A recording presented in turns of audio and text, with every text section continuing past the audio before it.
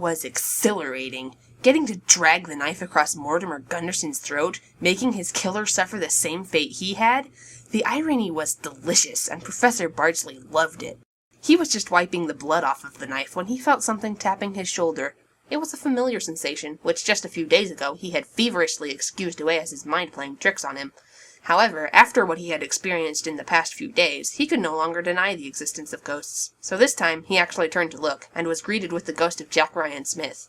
"So I've heard you are planning a takeover of the town. Though it is not against the law, we do have procedures that I must enforce," Mr. Smith said, handing him a stack of papers. "Article 221B, line 42, Procedure 8, demands that any unlawful or lawful group wishing to take over the town in any way must fill out these forms in triplicate, a list of existing party, and must sign an initial where the tape indicates, and have it returned to the office, or myself. Once the papers are in order, you are allowed to fully do what you wish." Professor Bardsley was silent at first, and then he laughed. "Why, certainly. If we can make it official, we may as well, He smiled. "It's already everything but. I'll be certain to bring these back to you." As Professor Bardsley sifted through the papers in his hand, Mr. Smith turned his attention to Richam, handing him some paperwork for unlawful entry of someone's home? Was Richam thinking of unlawfully entering someone's home? I mean, this was Richam, but somehow the thought of it made Professor Bardsley uneasy. Whose home were they breaking into? "Mr. Bardsley, you are despicable," came another voice. Looking up, Professor Bardsley was greeted with the sight of another ghost, one he didn't recognize at first. The voice, however, was familiar. Miss Parker? Such a brilliant, charming man, and you go and lead the town to terror and slaughter. Did you always want to play the role of a villain? I'm a villain to a lesser degree. Thank you for teaching me, Professor. "Oh, really now," Professor Bardsley chuckled in amusement. "You're quite welcome, then. I might not actually be a fortune-teller, but I foresee that you will cause your own downfall," she said next, causing his smile to fade. "Your lack of empathy is denying you the true understanding of life and humanity, even as you had cheated death. You want knowledge? So do I. You will never know what it's like to feel emotions and the indescribable tethers of the world." "I beg your pardon," Professor Bardsley scoffed, narrowing his eyes. "I don't think you understand what—" "So long I had been holding back the way I felt," Miss Parker continued. "I was lying, I was hiding, I was manipulating people, and I regret it all now. I, however, can tell you don't. I was given a chance to change, a final chance with this brutal death. You had one too, and you let it go. You will never change, Bardsley, and you will never better yourself. You are going to miss something key one day because you can't feel. When your pawns reach the side of the board, you won't be able to control them anymore. Your design of a perfect world, one so terrible, will fall in time too." That was it. These accusations were getting out of hand. "For your information, Miss Parker," Professor Bardsley spat, "I understand emotions perfectly well. I have emotions of my own, but mine don't get in the way of my research. Rather, they accentuate it. My passion for my work allows me to see things in a way that most anthropologists wouldn't. It is immensely satisfying knowing the discoveries I have and will continue to make through these events. Also, perhaps our empire will fall in time. As Dr. Pallada can attest to, all empires fall eventually," he continued. "I don't intend to let that happen in my lifetime, but I accept it. Honestly, that's not really the point. The point is, it happened. And it is happening now." He smiled again at the thought.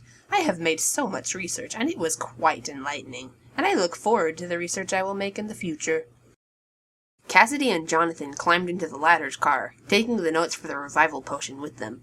And then they drove. They didn't care where they ended up. They didn't even care that they'd left most of their belongings in the dorms. They just needed to get out of Ifam Cove. "What do you think we should do with these?" Cassidy wondered absently, flipping through her notes. "Should we hide them somewhere, or destroy them, or I don't know." "Well, a potion like that could be helpful, but it's kind of a double-edged sword, you know," Jonathan replied thoughtfully. "I mean, bringing the dead back to life is an amazing power, but in the hands of someone like Bardsley—" "Yeah," Cassidy sighed, slumping into the passenger seat. The adrenaline was wearing off, and it was starting to sink in just how thoroughly exhausted she was. "I don't know. Maybe Grandpa would know. We should probably talk to him, let him know what's going on. We'll have to find a public phone somewhere. I didn't bring mine." Jonathan frowned, glancing briefly at his tired friend before returning his attention to the road. "You should try and get some sleep, Cass. You've been up all night." So have you, technically." "Not really, no," Jonathan chuckled weakly. "I was, well, resting in peace." Cassidy tried to laugh, but it was hard to find humor in something that was so devastating. As much as she appreciated Jonathan's attempt to lighten the mood, in the end she simply gave a half-hearted, very funny John. "Sorry," he replied. "I actually do feel well-rested, though. I guess that's a side effect of the potion," Jonathan shrugged. "You really should try and get some sleep, though. I've never been able to sleep in the car, though, Cassidy mumbled, but nevertheless shifted into a more comfortable position, attempting to get some rest. Jonathan was right, after all. She was really tired. Before she could even try to doze off, though, something unusual caught her eye. Was that a ghost? It didn't look like any of the ghosts she'd seen around Ipham Cove, though. He was more of the stereotypical ghost, colored blue with a ghostly tail. More interestingly, he seemed to be heading toward them. Jonathan? Cassidy spoke up. What? Jonathan asked. What's wrong? I don't know, but, there seems to be some kind of ghost following us, Cassidy told him, gesturing to the ghost in question. What? Jonathan yelped, glancing briefly in the direction Cassidy was pointing to confirm that there was indeed a ghost following after them. Not anyone he recognized, though. Who is that? I don't know, Cassidy admitted. Maybe we should pull over? He might need help. What if he's aligned with the Mafia? Should we take the chance? I think we would recognize him if he was. We should find out. Jonathan sighed. He wasn't particularly looking forward to getting killed by another ghost, but if Cassidy was right, maybe he was trying to escape from the Mafia too? Ultimately, he decided to trust his friend's judgment and pulled over. If the ghost was looking for them, this would give him the chance to catch up. And if it was a bad ghost, well, he'd be able to find out how fast his car could get up to speed. If you please, Professor, I would like to add an addendum to your already excellent speech. Professor Bardsley was more than happy with this, listening as Dr. Pallada spoke to Miss Parker. She spoke with such elegance and class, and he felt honored that she spoke of him in such high regard. She really was an excellent partner. Professor Bardsley could tell they were going to do some great work together. It's not honorable, Miss Parker replied weakly as Dr. Pallada finished her speech. It doesn't make him superior, by power maybe, not character. It's terrible. He could as well have been a hero for this town. Professor Bardsley could only chuckle at this. Heroism is in the eye of the beholder, Miss Parker. Miss Parker did not reply, appearing to have an emotional breakdown before wandering off. Dr. Pallada turned to Professor Bardsley, smiling at him. Apologies, Professor Bardsley, I'm afraid I got a little carried away, she said. But you must understand, I love my work as you love yours, and in this town I can see what is happening here. It's beautiful. Thank you to you and your colleagues for making it happen. Of course, Professor Bardsley replied, smiling in delight. It was quite enjoyable. Now that your power is secure, what do you say? Do you think perhaps we can begin compiling the results of this event? She asked him. After a short pause, she added, and could I use your office to do my writings in? I'm afraid mine is hundreds of miles away, even if it has not been given up to some green fool. That sounds like a wonderful idea, Professor Bardsley replied. If you'd like, I could show you to my office right now. And then Travis Richam happened. Yo, we getting a tour of this bad boy's man cave? If you two want to steal away for a makeout session, then don't let us stop you. Professor Bardsley's face turned a bright red. Was Richam seriously suggesting— No, of course he was. This was Travis Richam. The man patted the professor on the head and, oh woo, he just kept talking. That's not what we're doing, Professor Bardsley snapped. She's a ghost. That's not even— He groaned, pulling away from Richam and beckoning Dr. Pallada to follow. Come on, I don't have time for this. As Professor Bardsley started on his way back toward Pretty Boy College, he tried to ignore whatever tripe Richam was spouting off. Except, wait, what did he say he was planning to do at Juan's house? And stay out of my house, Richam, Professor Bardsley added before leaving. It was not long before they arrived in the college. It was not bad, certainly. Pallada missed her own university, but as far as colleges went, this one was nice. Out on the outskirts of town, too, perfect for watching over it. No wonder Bardsley had chosen it. It lacked any kind of historical pedigree, having been built in what looked like the 1960s at the earliest, but nevertheless she was not going to complain. Pallada trusted Bardsley to know what he wanted best, something she could do with few people, but he was informed enough and intelligent enough to be entrusted with such decisions. They headed through to his office, but as soon as they entered, something seemed off to her. It was a neat office indeed, very similar to her old office, minus all the mugs of coffee and cigarettes she used to have around. She used to smoke. It was hard to believe now, she had been a ghost for so long. But there was more besides that. There were some papers lying about, but it was not out of the ordinary, except there was ghost essence. As clear as coffee splattered all over a valuable document by a careless undergraduate, it stood out. Pallada removed her arm from Bardsley and snarled. Mick had been here for whatever reason. No doubt he was up to some cowardly scheme, possibly with that pony girlfriend of his, some way to undermine the good work that was done here as he had done in WaffleNet. She dashed back and forth, examining the ghost essence and confirming it was him. As she did, her snarl grew. It was sickening. Why did he have to stick his nose into everything? But if Mick was here— Her snarl disappeared. Pallada loudly burst out laughing. Professor Bardsley, noticing her unusual behavior, raised an eyebrow in confusion. Is something wrong? Pallada grinned at him. One of my former colleagues, shall we say, has been lurking around your office. The traitor in our Mafia, Mick. For what reason, I don't know, but if Mick is here, I can kill him. Her fingers bent as though she was imagining crushing Mick in her hand. I can do what I should have done back in WaffleNet. One of your former associates? How curious, Professor Bardsley remarked, glancing at the papers on his desk thoughtfully. I wonder what he was doing. He fell silent. Suddenly, frantically, he started searching through the papers on his desk, but as much as he looked, he couldn't find what he was looking for. They were gone. The notes were gone. No, he growled, his normally calm expression replaced by a frightening scowl. No! Pallada raised an eyebrow as Bardsley searched through his desk, watching him curiously. She could not help but be fascinated at his anger. However, that did not last long. If Bardsley was angry and Mick was here, something was up. Something wrong, Professor? She asked and drifted over to him, still smiling, though it was the smile of a hound who smelled blood. What did that traitor do? The revival potion, Bardsley explained. Someone has taken the notes for the revival potion. I need those notes. I see. Pallada drifted around him, though she stopped, seeing how panicked he seemed. Normally she would have enjoyed panic, but on him it wasn't fun. She placed a ghostly hand on his shoulder. Relax, Professor. Nobody ever had great thoughts by panicking. Now, this is a hypothesis, but I don't think it was Mick who took them. He was here, but he would not know what he was looking at even if it was staring him in the face. Mick is a fool, so it could not have been him, she grinned. Your student, on the other hand, could it have been her? Professor Bardsley was silent at first, slowly calming down as he listened to Pallada's words. She was right. There was no use in panicking. This could still be salvaged. They could still track down the potion. And if all else failed, he still remembered most of the ingredients that went into it, so maybe they could make a new one. The door was locked. Miss Jackson couldn't have gotten in on her own, he said eventually, trying to think things through logically. A ghost could have helped her, unlocking the door from the inside. This traitor of yours, perhaps? Mick. Oh yes, he would help any bleeding heart cause he could find. He did not understand the futility of saving one life, Pallada nodded.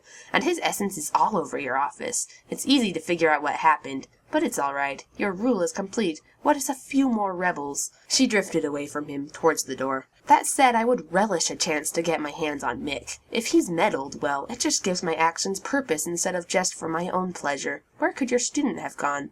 Well, I suspect she intends to visit her grandfather at some point. He also had a hand in the potion, after all, Bardsley told her. Then, with a sinister smile, he added, Perhaps it would be best to pay the man a visit, Pallada burst out laughing again, catching his thoughts. Oh, yes, of course. All have loved ones they wish to protect, or can be used against them.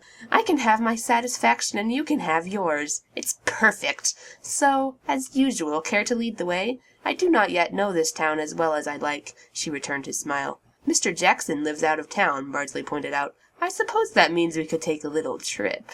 Why not? You're free now. You should take advantage of the time you have before the duties of ruling begin piling up.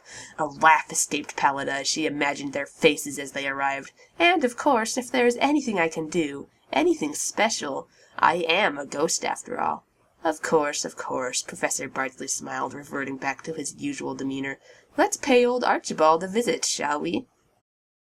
Cassidy and Jonathan, right? The ghost said, before quickly adding, I'm not with the Mafia, I'm here to help. You guys took something from Bardsley's office, right? Yes, Jonathan replied, glancing briefly back at Cassidy and the notes in her hands. But how do you know that? The ghost seemed to listen to someone through an earpiece for a moment, possibly where he was getting his information from, before speaking again.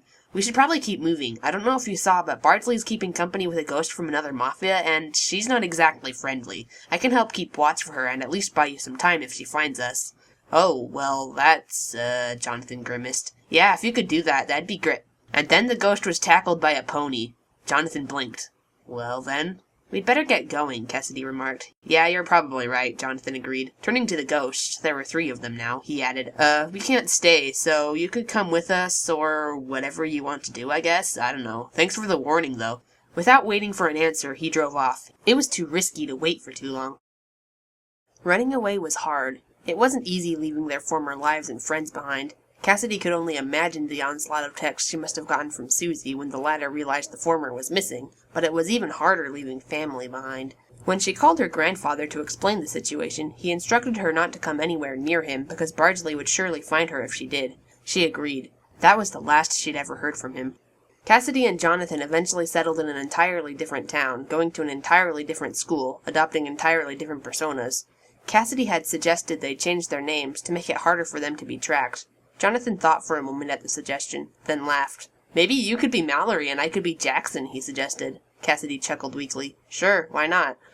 And that's how Mallory Jones and Jack Stewart were born. They went as far as their limited funds would allow them, dyeing their hair, changing their outfits, even changing their majors. Cassidy Mallory did not especially want to go back to chemistry after this. The only thing they didn't do was split up. Perhaps it was risky to stick together, but it was nice having a friend by our side to deal with the difficult changes. Overall, their new lives were pleasant. They missed their old friends, but they made new ones. They would hang out together, have fun, forgetting the past. It was nice. The next 6 months went by in relative peace. Thankfully, Bardsley had never found them, though certainly he had tried. Their new friends never knew why exactly Mallory and Jack were so insistent on not spending the summer at Ifam Cove. They knew they could never go back to Ifam Cove, not with things as they were. Maybe someday, if things changed, but that was not this day. Leland G. Bardsley was satisfied with his life. It was nice being in power, being able to do whatever he wanted. He enjoyed teaching, and he knew the staff at Pretty Boy College would never disappoint him by denying him that opportunity. Though several of his students dropped his class, several former anthropology majors changed their minds and went into something else, which was really quite a shame. He had so much to teach them, and most of it wasn't even related to his new research. That said, he really had learned so much since joining the Mafia. The whole ordeal had taught him so much about society, about people, but even more surprisingly, he had learned some things about himself. He remembered it well, that fateful day all those years ago. He was working on a paper for psychology class back in high school, reading up on various psychological disorders, when he happened upon an article discussing sociopathy. It was frightening when he realized how familiar the description sounded. He never wanted anyone to figure out, so he learned how to hide. He learned how to fake relationships with other people, because he knew he would never be able to form real ones. And yet, it felt great joining the Mafia, where he could finally be himself and no one would find it odd. Of all the chills, he had generally gotten along best with Lindsay. Where Alma and Hermia had never seemed particularly enthused about their work, Lindsay was in it for herself, which was something Professor Bardsley could relate to. And even when she knew his true nature, she was still friendly to him, which was something he appreciated more than he realized. To the point where he was distinctly more bothered by her death than he had expected to be. In fact, Lindsay may have been the closest thing he'd ever had to a real friend. And her brother, too, to some extent. He definitely got along with Nathan better than the other former abominables, which was something he didn't expect to be possible. And then he met Diana Pallada. Professor Bardsley had never expected he would meet someone who understood him so well. Ever since the day they met, she had been there for him. She would help to calm him down when he was frustrated. She would stand up for him when others tried to bring him down. She even came to stay at his house after Richam had decided to crash the place while he was gone, promising to prevent such intrusions from happening again. Together they created a book about the research they'd made here in Ifam Cove. They made such a wonderful partnership. He had never thought it possible for a sociopath like himself to care about another person so much, but he could hardly imagine life without Diana now. He had even stopped calling her Dr. Pallada, instead referring to her by her first name. Diana had done likewise, referring to him as Leland, a sign of affection. As much as he hated to admit it, maybe Richam was right. Was this what love felt like? It took him a long time to accept it. Ever since that fateful day in high school, he had been telling himself that he would never form a real relationship with another person. He was a sociopath. It was impossible. And yet here he was, forming friendships and falling in love. How was it possible? Maybe he wasn't as unfeeling as he thought he was. The revelation was honestly quite perplexing. He had killed innocent people in cold blood without so much as a second thought. He had brought society to its knees and now ruled over Ifam Cove with an iron fist without even a twinge of guilt. How was it possible for someone so uncaring to form relationships? This would definitely require further study.